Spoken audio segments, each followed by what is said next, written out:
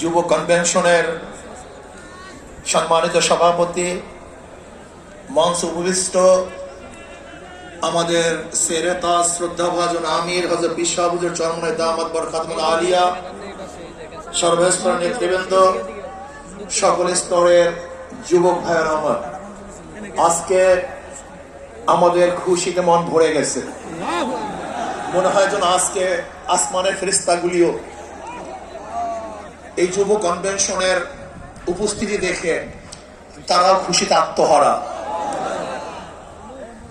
যুবক যদি জাগ্রত হয় তাহলে সেই জাতি জাগ্রত হয়, যুবক যদি জাগ্রত হয় দেশ জাগ্রত হয়, যুবক যদি ভালো হয় সেই সমাজটা ভালো হয়ে যায়, যুবক যদি ভালো হয় তাহলে দেশটা ভালো হয়ে যায়।